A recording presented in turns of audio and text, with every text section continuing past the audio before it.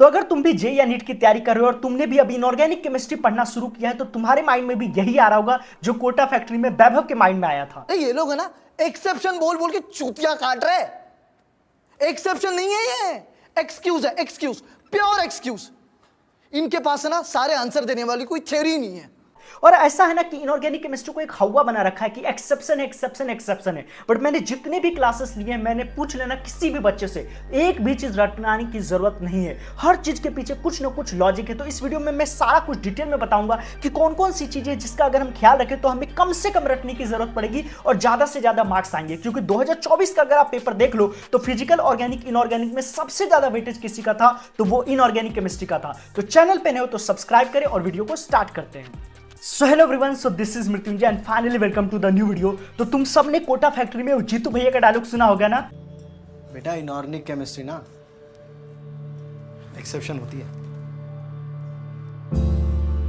तो जी हाँ, तो मैं यही बोल रहा हूँ कि एक हवा बना हुआ है मार्केट में कि भाई इनऑर्गेनिक केमिस्ट्री मतलब एक्सेप्शन है। बट ऐसा बहुत ज्यादा नहीं है। और मजे की बात यह है कि जो जेई वाले हैं ना, जो खास करके आईआईटी वाले हैं, वो एक्सेप्शन से ही ज्यादातर क्वेश्चन पूछ लेते हैं। बट एक्सेप्शन भी जो आ रहा है ना, उसके पीछे कोई ना कोई लॉजिक है। अब कुछ टीचर समझाते नहीं, कुछ टीचर समझा देते हैं तो हमारे वो माइंड में बिल्कुल फिट हो जाता है। तो इस वीडियो में डिटेल में जानेंगे कि इनऑर्गेनिक केमिस्ट्री को स्टार्ट करने के टाइम पे आपको किन किन चीजों का ध्यान रखना चाहिए जिससे कि आपको कम से कम रटना पड़े और ज्यादा से ज्यादा समझना पड़े। तो देखो, सबसे पहली बात करें कि एनसीईआरटी। देखो, एनसीईआरटी है ना, वही सबसे बड़ा लूप होल है। एक्चुअली क्या होता है, एनसीईआरटी में हर एक लाइन जब हम पढ़ते हैं ना, हमें लगता है ये भी इंपॉर्टेंट है, ये भी इंपॉर्टेंट है, ये भी इंपॉर्टेंट है। और सब कुछ को रटने के चक्कर में जो इंपॉर्टेंट चीजें होती है हम वही चीज मिस कर जाते हैं। तो सबसे पहली बात है कि एनसीईआरटी बहुत बड़ा लूप होल है। तो सबसे पहले स्मार्ट एनसीईआरटी रीडिंग करना जरूरी है। लेकिन हाँ, इनऑर्गेनिक केमिस्ट्री में एनसीईआरटी बहुत ज्यादा इंपॉर्टेंट है, तो आप मिस आउट बिल्कुल भी नहीं कर सकते। उसके बाद देखो, कुछ चीजें होती है जिसको याद करना होता है, कुछ चीजें होती है जो लॉजिकल होता है, और जो लॉजिकल है ना उसके पीछे कुछ ना कुछ स्टोरी होती है। अगर उसको आप स्टोरी फॉर्म में याद करोगे, विजुअल फॉर्म में याद करोगे, तो वो हमेशा याद रहेगा। जैसे मेरे चैनल पे भी देख सकते हो, एक दो चीजें तो मैंने बताई है, बाकी डिटेल में भी हम इसके बारे में बात करेंगे। तो रिमेंबर से ज्यादा इंपॉर्टेंट है कि लॉजिक को समझना। जैसे ब्लॉक फैमिली की बात करूं, मान लो बोरोन फैमिली में कुछ लॉजिक है, या पीरियोडिक टेबल में आयनाइजेशन एनर्जी का कोई लॉजिक है, वही बोरोन फैमिली में यूज होगा, वही नाइट्रोजन फैमिली में होगा, वही सारे फैमिली में आगे के 15, 16, 17, 18 सब में एक ही चीज ट्रेंड फॉलो होता है। और अगर किसी का केमिकल बॉन्डिंग पे अच्छा पकड़ है ना,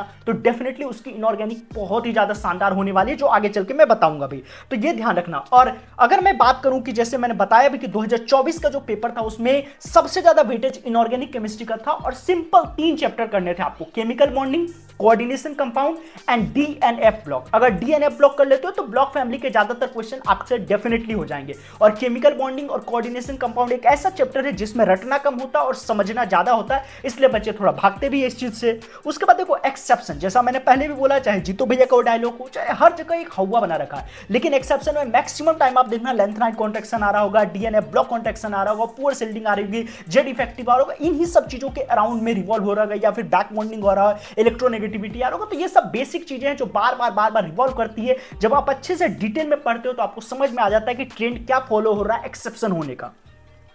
उसके बाद देखो, सिलेबस जो होता है ना, सबसे ज्यादा इंपॉर्टेंट है सिलेबस, कि मेंस का क्या सिलेबस है, एडवांस का क्या सिलेबस है, और बोर्ड्स में क्या सिलेबस है। जैसे एस ब्लॉक की बात करें तो वो भाई मेंस में नहीं आ रहा है, लेकिन वो एडवांस में आ रहा है, ठीक है। उसी तरीके से आप पी ब्लॉक की भी बात करो तो पी ब्लॉक में डिटेल में एडवांस में आएगा, लेकिन अगर जे मेंस की बात करें तो नॉर्मल आएगा। कई सारे चैप्टर है वो उड़ा ही दिए गए एनसीईआरटी से, तो आपको ओल्ड एनसीईआरटी भी फॉलो करना पड़ेगा, या फिर मेरे नोट्स चेकआउट कर सकते हो जिसमें मैंने पूरे एकदम डिटेल में बताया, प्रिसाइज है बिल्कुल, जो पढ़ लोगे उसी से सब कुछ आ जाएगा।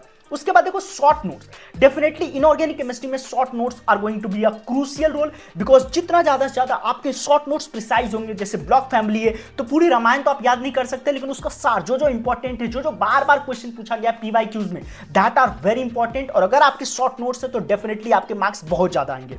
उसके बाद देखो, क्वेश्चन प्रैक्टिस। एक्चुअली क्या होता है ना, हमें लगता है इनऑर्गेनिक केमिस्ट्री तो याद करने की चीज है, अरे कौन सा मतलब प्रैक्टिस करने, लेकिन नहीं भाई। केमिकल बॉन्डिंग में जितने स्ट्रक्चर्स उनको जितनी बार बार बनाओगे उतना ज्यादा आपको कमाना है। कोऑर्डिनेशन कंपाउंड में जो नेम करना होता है वो जितनी बार आप प्रैक्टिस करोगे उतना ज्यादा आएगा। तो कम से कम ये दोनों चैप्टर में तो प्रैक्टिस मांगता ही मांगता है, और यही वो दो चैप्टर है जो सबसे ज्यादा इंपॉर्टेंट है, जो इनऑर्गेनिक केमिस्ट्री का पूरा बैकबोन है।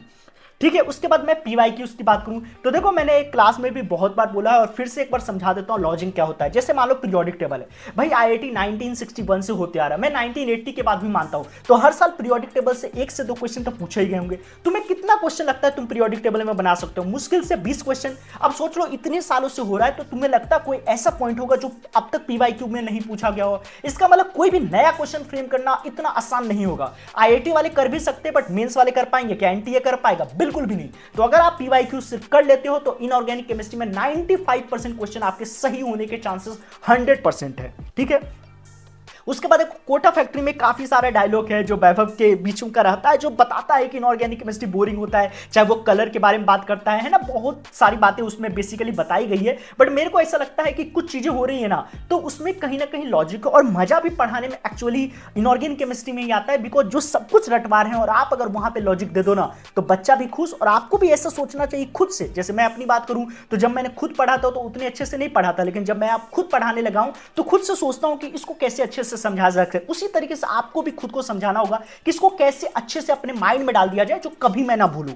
उसके बाद देखो सीक्वेंशियल ऑर्डर का कुछ चीजें ध्यान रखनी होती है। वैसे तो ऑर्गेनिक केमिस्ट्री की तरह सीक्वेंस का नहीं इतना इंपॉर्टेंट है, बट थोड़ी बहुत आप ब्लॉक फैमिली पढ़ रहे हो तो देखो कि किसके बाद क्या पढ़ना है। बिना बॉन्डिंग के अगर आप कूद जाओगे तो आपको स्ट्रक्चर्स बिल्कुल समझ नहीं आएगा। तो 11th का पहले करो, देन 12th के चैप्टर्स पे आप जंप करो। ठीक है। उसके बाद देखो रेफरेंस बुक के लिए मैं ज्यादा नहीं बोलूंगा, बिकॉज इनऑर्गेनिक केमिस्ट्री के लिए reference book NCERT is more than enough. PYQs कर लो तो मोर देन इनफ, बट कोई टॉपर वाला बच्चा अगर इस वीडियो को देख रहा है तो जेडली वाला जो बुक है उसको वो रेफर कर सकता है, बट एकदम वर्स्ट के सिनेरियो में है ऐसे NCERT तुम्हारे लिए मोर देन इनफ होगा। उसका टाइम बचा करके तुम मैथ फिजिक्स में लगाओगे तो डेफिनेटली तुम्हें ज्यादा मार्क्स आएंगे। ठीक है। तो ओवरऑल देखा जाए तो कुल मिला के इनऑर्गेनिक केमिस्ट्री बहुत ही ज्यादा स्कोरिंग होता है, मार्केट में हवा है, लेकिन वो पूरी तरीके से ऐसा डरावना नहीं होता है। अगर आप लॉजिक समझ जाते हो तो डेफिनेटली ये सब्जेक्ट में आपके स्कोर काफी ज्यादा आएंगे। कमेंट में बता सकते हो तुम्हें नेक्स्ट वीडियो किस पे चाहिए, और चैनल पे नहीं हो तो सब्सक्राइब करें।